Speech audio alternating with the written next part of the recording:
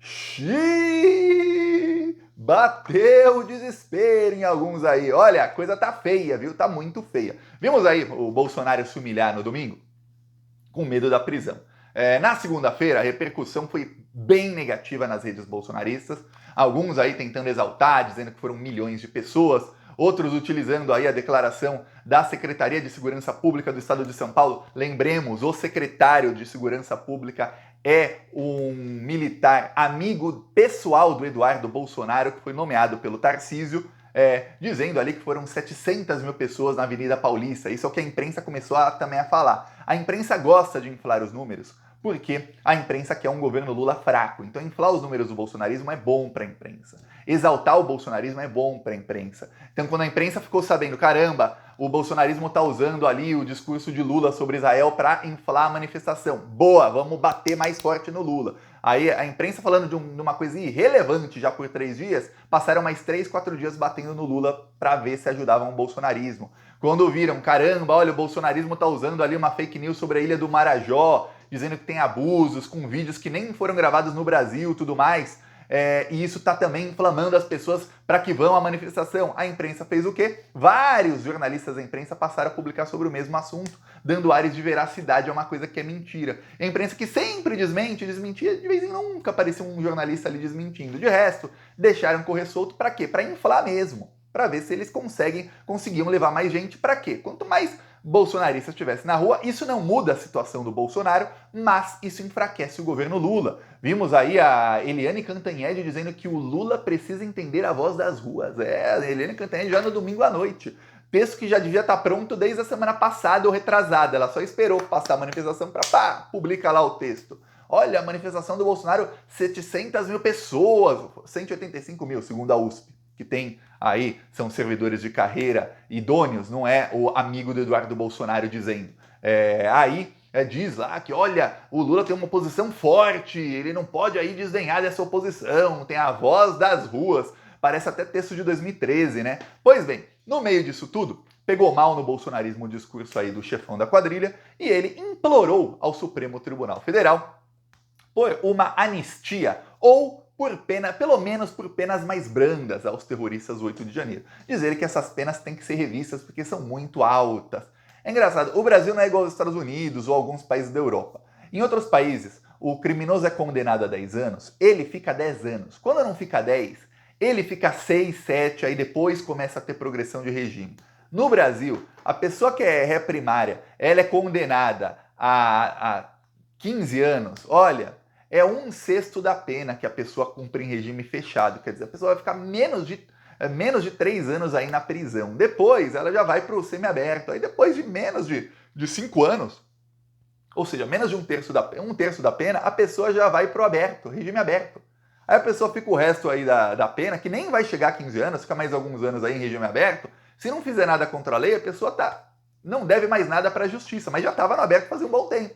É assim no Brasil. Então quem pega 17 anos não vai ficar nem 3 na prisão. É Brasil. E aí os bolsonaristas estão incomodados. Por quê? Porque muitos deles não são réus primários. Deu ruim. A maioria lá é criminoso, é bandido.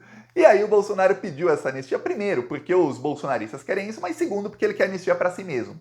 Pegou mal entre os bolsonaristas, mas ele pensou, pelo menos vai ter um efeito prático. Eu estou oferecendo um apaziguamento ao Supremo Tribunal Federal. Eu citei aqui uma frase do Alexandre de Moraes no dia em que o Gonê assumiu. O Alexandre de Moraes também citou a mesma frase no dia 9 de janeiro de 2023, quando ele afastou o Ibanez Rocha do governo do Distrito Federal. Ele usou ali o exemplo do Chamberlain, que era o secretário do Winston Churchill, que defendia que o Reino Unido fizesse uma política de apaziguamento com a Alemanha nazista do Hitler em 1938. Então, se o Hitler vai invadir a Polônia, vai invadir a Hungria, vai invadir os outros países, é problema deles. Não mexendo com a gente, tá ótimo, vamos apaziguar aqui, viu? Vamos apaziguar com o Hitler. E aí o Alexandre de Moraes citou aquilo.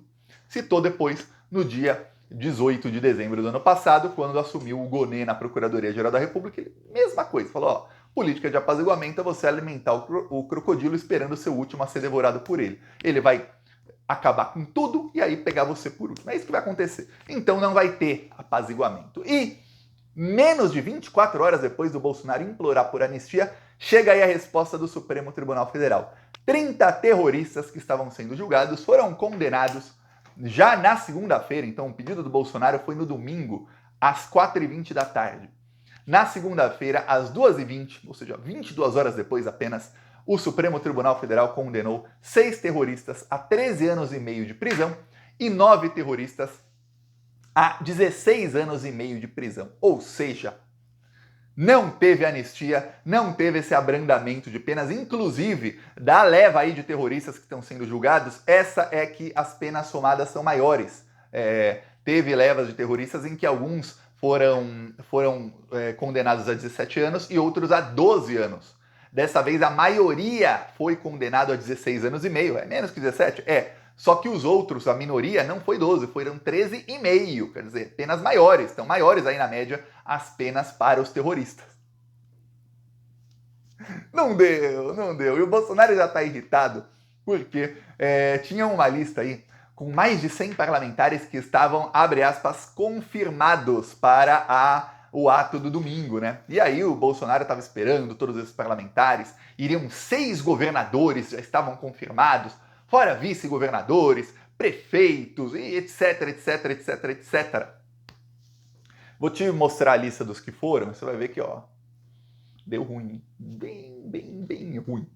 A lista não está completa, tá? Então alguns a mais foram, uns 5, 6 a mais foram, mas a lista tem 11 senadores, tá? Eu vou te mostrar aqui a lista direto do site do 11 senadores, que são aqui, ó, aqui a lista aqui, é o bolsonarismo, né? Heinz, aí tem lá, ó, Ciro Nogueira, Cleitinho, Flávio Bolsonaro, Jorge Saif. Esse Jorge Saif, ele gastou 32 mil reais para ir pro evento de dinheiro público, tá? Ele tinha um voo que ele ia ver a esposa dele, que é secretária lá de Santa Catarina, também ganhou uma tetinha para mamar, e ela tá em Lisboa a trabalho. Aí ele ia ver a esposa dele com dinheiro público, primeira classe, toda a gente pagando para Vossa Excelência Saif. Aí ele quis parar um dia em São Paulo para ir no ato do Bolsonaro, custou 32 mil remarcar a passagem. Quem paga?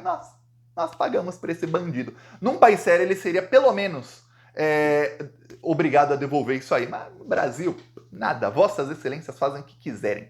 Ó, aí Magno Malta, Marcos Pontes, Marcos Rogério, Marcos Duval, que não subiu no carro ali, e Rogério Marinho. Esses são os 11 senadores, dos quais um foi barrado.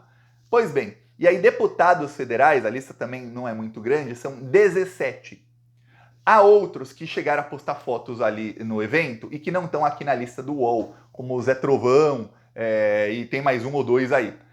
Então, imagina-se que 6 ou 7 aí não são contabilizados, no máximo 10. Mas, no total, entre deputados federais e senadores, a lista do UOL tem 27 parlamentares, 28 parlamentares apenas.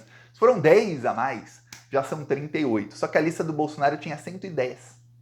Era uma lista com 100, depois eram 108, depois 110 parlamentares que iriam. Os outros não foram. Não foram. Ó, um da lista que não foi é o Eduardo Bolsonaro.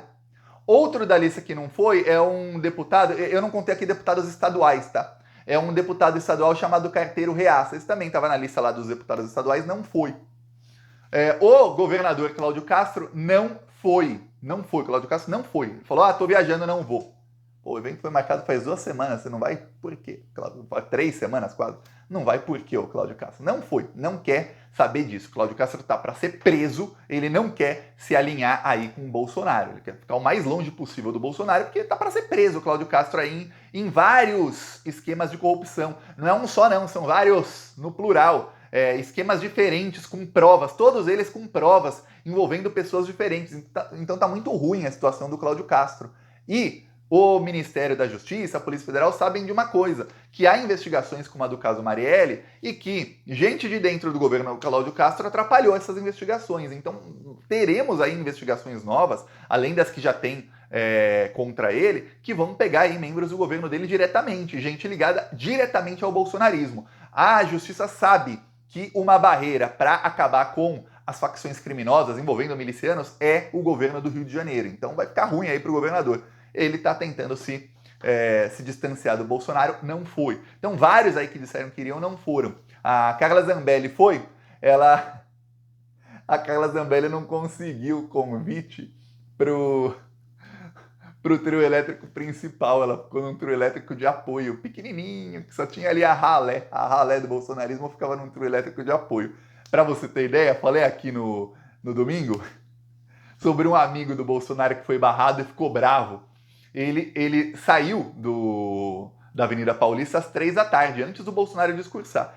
Que era um amigo, Valdir Ferraz, amigo do Bolsonaro. Ele também ficou nesse carrinho aí de apoio, que é da ralé, ali ao lado da Carla Zambelli. Só que a Carla Zambelli, como boa capacha, ficou até o final. O amigo do Bolsonaro não, foi embora às 3 da tarde, nem viu o amigo discursar. A Carla não, até o final lá no carro, no trio elétrico, que só tinha a ralé, longe do evento principal. Que coisa, hein, Carla? Tá ruim, hein? Tá ruim. Outros aí nem foram, melhor era nem ter ido. Só que quem não vai acaba perdendo um pouquinho de cacife político, porque esse pessoal tem seguidores e fãs que são bolsonaristas, né?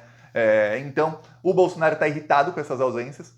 A ausência de parlamentares enfraquece o evento. Inclusive, nas matérias que saíram aí da opinião de ministros do Supremo Tribunal Federal, um dos ministros que falou em off ao Metrópolis disse o seguinte: olha, o Bolsonaro sabe que está fraco e o fato de a presença, o apoio político ter sido bem menor do que o esperado, reflete isso. Ou seja, os próprios ministros do STF já viram, o apoio político ao Bolsonaro é bem menor.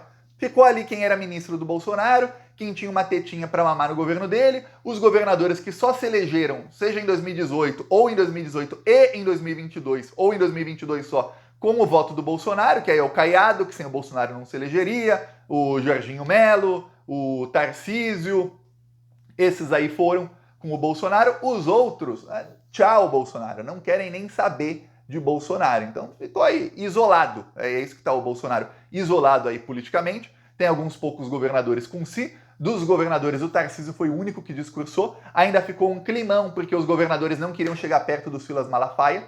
Quando o Silas Malafaia começou a atacar o Supremo Tribunal Federal, os governadores entraram no trio elétrico, ficou um climão, que o Silas queria que tivesse todo mundo ali do lado. Quando o Bolsonaro discursa, tem pessoas do lado dele. As fotos são dele ali isolado, mas tem gente do lado dele.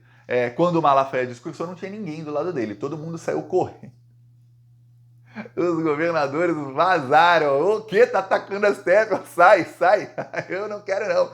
Eu não vou ficar aqui não. Foi isso que aconteceu aí com o Silas.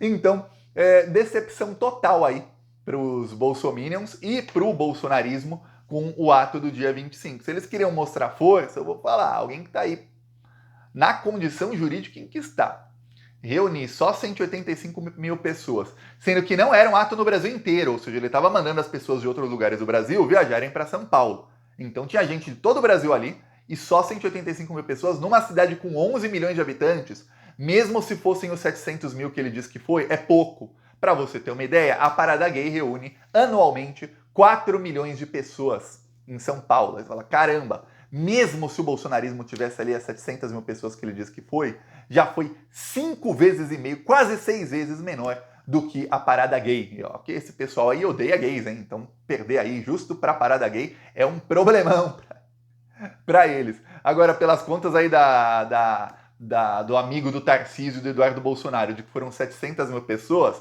olha, então na manifestação espontânea de quando o Lula foi fazer o discurso da vitória na Avenida Paulista, então lá tinha 3 milhões. Porque não tem como.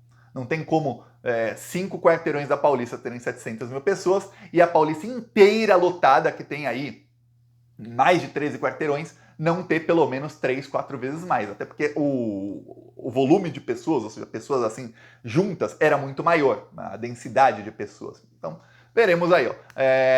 Nas próximas semanas teremos novidades aí sobre vários processos e vários desses da extrema-direita que estão começando a se desesperar vão acabar tendo visitinhas da Polícia Federal, seja para prisão ou para outras coisas. Aliás, eu tenho novidades aí de algumas investigações, só que eu só posso dar amanhã. E tem um motivo que eu vou explicar amanhã por que eu só posso falar disso, ok? Falou!